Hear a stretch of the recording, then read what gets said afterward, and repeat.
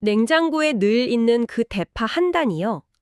10년 묵은 내장 지방은 물론이고 당뇨병 위험까지 확 낮춰주는 비밀병기라고 한다면 혹시 믿어지세요? 아마 대부분은 그냥 요리 재료로만 생각하셨을 거예요. 네, 그렇죠. 저희가 입수한 자료들을 보니까 우리가 대파의 잠재력을 정말 절반도 못 쓰고 있었더라고요. 맞습니다. 오늘 이야기의 핵심은 바로 그건데요. 이 자료들은 대파를 그냥 하나의 채소로 보질 않아요. 아, 하나로 보지 않는다. 네, 마치 하나의 키트처럼 봐요. 각기 다른 약효를 지닌 부분들의 집합체로 분석을 하죠. 와, 키트라니 재밌네요. 네, 예를 들면 뿌리 쪽 흰 줄기는 몸속 혈관이나 혈당을 관리하는 내과 의사 같은 역할을 하고요. 내과 의사요? 그리고 우리가 흔히 쓰는 이 파란 잎은 위를 직접 감싸주는 보호막 역할을 따로 한다는 겁니다. 와, 그럼 이걸 지금까지 구분 없이 그냥 썼다면 대파 능력의 절반은 그냥 버리고 있었던 거네요. 바로 그 말씀입니다. 그렇군요. 그럼 가장 시급한 문제부터 좀 해결해 보죠. 운동을 해도 정말 지독해 안 빠지는 그 내장 지방이요. 네네. 자료에서 이 내장 지방 제거 효율을 무려 10배나 높이는 비결이 대파를 굽는 것에 있다고 하던데요. 네, 바로 그 굽는 과정이 핵심 스위치라고 할 수 있어요. 스위치요? 네, 평범한 채소였던 대파를 아주 특별한 약효 성분을 가진 물질로 변신시키는 거죠. 물론 생대파도 좋지만 내장지방처럼 끈질긴 녀석을 직접 공격하려면 한 단계 업그레이드가 필요하거든요. 그 업그레이드의 결과물이 바로 아주엔이라는 성분인 거고요. 맞습니다. 대파를 60도 이상으로 가열하면 이 성분이 폭발적으로 생긴다고 해서 정말 신기했어요. 생파에는 아예 없던 성분이잖아요. 그렇죠. 이게 쉽게 비유하자면 대파 속에 잠자고 있던 어떤 특수 요원이 열이라는 활성화 코드를 받아서 깨어나는 것과 같아요. 와, 숨어있던 특수 요원이라니. 네, 그렇게 깨어난 아지엔 성분이 우리 몸에 들어가서 그 끈질긴 내장지방 덩어리에 착 달라붙어서 분해를 시작하는 겁니다. 이야, 정말 흥미로운데요? 그런데 이 요원의 전투력을 더 높여주는 파트너도 있다고요? 바로 식초던데. 아, 네네, 식초예요? 솔직히 구운 대파를 식초에 절인다? 맛이 작 상상이 안 가거든요. 이게 정말 먹을 만한 조합인가요? 아주 현실적인 질문이시네요. 네, 건강도 좋지만 맛이 없으면 못 먹으니까요. 물론이죠. 자료에서도 그 점을 고려한 황금 비율 레시피를 제시하는데요. 바로 구운 대파 장아찌입니다. 아, 장아찌. 네, 식초의 아세트산이 식욕 억제랑 지방 연소를 돕고요. 구운 대파의 아주엔 성분과 만나서 엄청난 시너지를 내는 원리죠. 맛도 새콤달콤해서 아주 훌륭한 밥 반찬이 됩니다. 오, 다행이네요. 그럼 그 레시피의 핵심만 몇 가지 짚어주시겠어요? 딱 3가지만 기억하시면 돼요. 첫째, 기름 없는 팬에 대파 흰 줄기를 올리고요. 약불에서 겉면이 노릇해질 때까지 굽는다. 아, 그냥 굽는 거군요. 타지 않게요. 네, 굴려가면서요. 그리고 둘째, 간장, 식초, 물, 매실액을 섞어 끓인 소스는 반드시 한 김 식혀서 부어야 합니다. 뜨거울 때 부으면 안 되고요. 네, 그러면 대파가 물러져서 아삭한 식감이 다 사라지거든요. 그렇군요. 마지막 세 번째가 가장 중요하다고 들었어요. 맞습니다. 소스를 부은 뒤에 반나절 이상 상온에서 숙성시키는 과정이에요. 상온에서요. 네, 이 시간을 통해서 아주엔 같은 유효 성분들이 소스에 충분히 녹아나와서 우리 몸에 흡수가 잘 되는 형태로 변한다고 해요. 맛과 약효를 모두 잡는 핵심인 셈이죠. 알겠습니다. 그런데 내장 지방의 원인 중 하나가 바로 그 혈당 스파이크잖아요.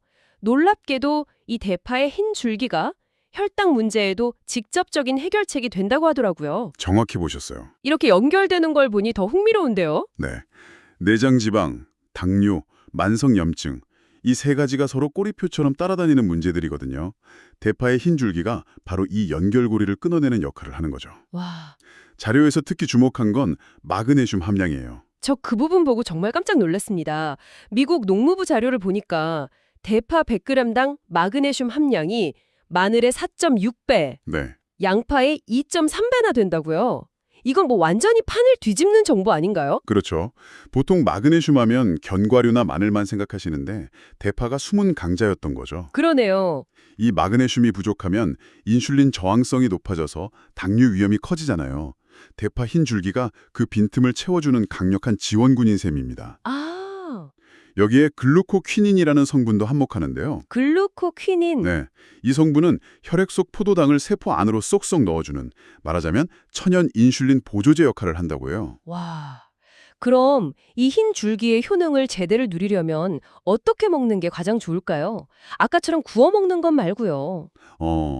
자료에서 제시하는 가장 간편한 방법은 흰줄기 뿌리차입니다. 차요? 뿌리까지요? 네, 보통 버리는 뿌리까지 깨끗이 씻어 말렸다가 흰줄기랑 같이 보리차처럼 끓여서 물 대신 하루 두세 잔 마시는 거죠. 오, 생각보다 간편하네요.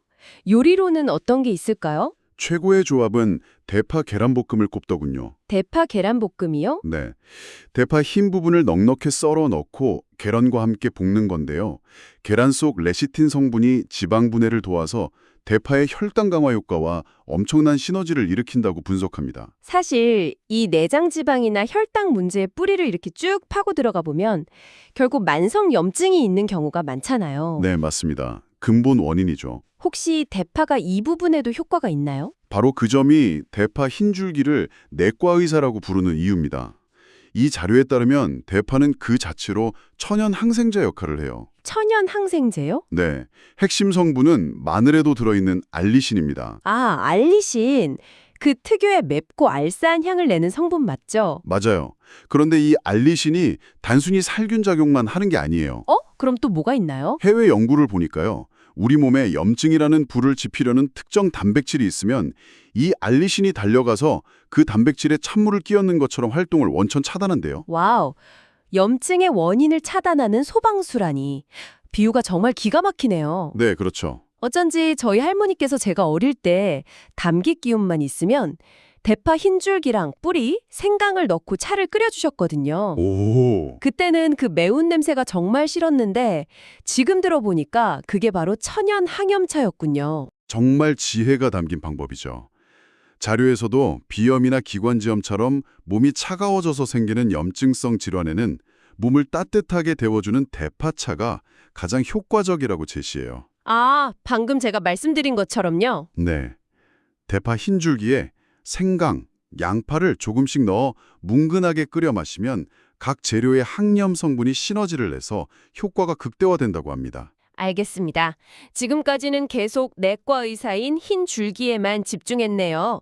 그럼 우리가 흔히 고명으로 쓰는 파란 잎, 즉 보호막의 역할은 뭔가요? 파란 잎의 진가는 위가 불편할 때 나타납니다. 위요? 네, 이 파란 잎을 자르면 끈적한 액체가 나오잖아요. 네네, 본 적 있어요. 그 점액질의 정체가 바로 만난이라는 성분입니다. 만난이요. 이름이 좀 특이하네요. 네, 만난이요. 이 성분이 하는 역할이 바로 천연 위벽 코팅이에요. 위벽 코팅이요? 네, 마치 우리가 위 쓰릴 때 겔 형태의 위장약을 먹는 것처럼 이 만난 성분이 위벽에 부드럽게 막을 씌워서 위산이나 자극적인 음식으로부터 위를 보호해주는 거죠. 와, 그렇군요. 흰 줄기는 몸속 깊은 곳, 파란 잎은 소화기관. 정말 명확한 역할 분담이네요. 맞습니다. 그럼 이 위벽 코팅 성분을 잘 섭취하려면 어떻게 요리해야 할까요? 왠지 열을 가하면 파괴될 것 같은데요. 정확해요.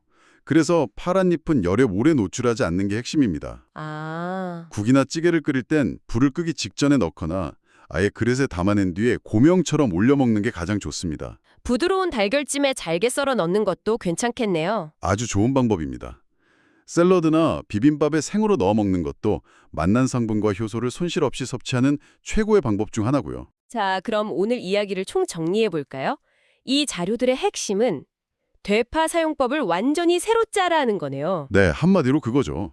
내장지방, 당뇨, 만성염증 같은 몸속 깊은 문제를 해결하고 싶다면 흰줄기와 뿌리에 집중해서 굽거나 차로 끓여 먹고 네, 속쓰림이나 소화불량처럼 위장 건강이 걱정된다면 파란 잎을 요리 마지막에 살짝 넣거나 생으로 먹어야 한다. 이거죠. 완벽한 요약입니다.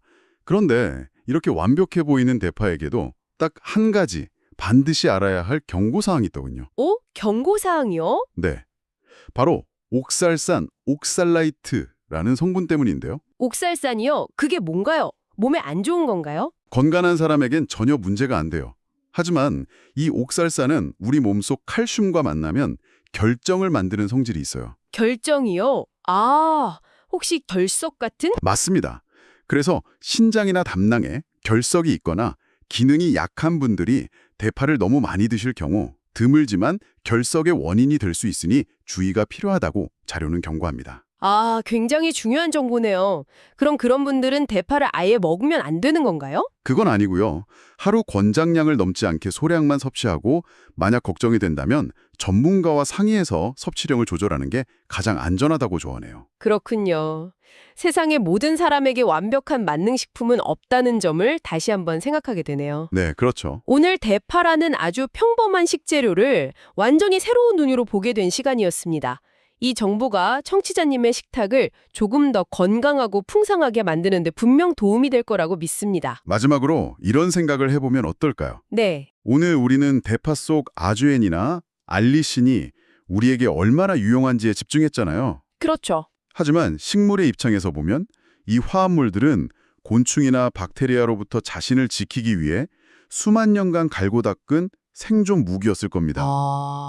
식물의 입장에서 보면 그렇겠네요. 어쩌면 우리가 매일 먹는 다른 채소나 향신료 안에도 우리가 아직 그 사용법을 모르는 놀라운 힘이 숨겨져 있는 건 아닐까요? 주방에 있는 평범한 재료들을 다시 한번 탐험가의 눈으로 바라보게 되는 것 같습니다.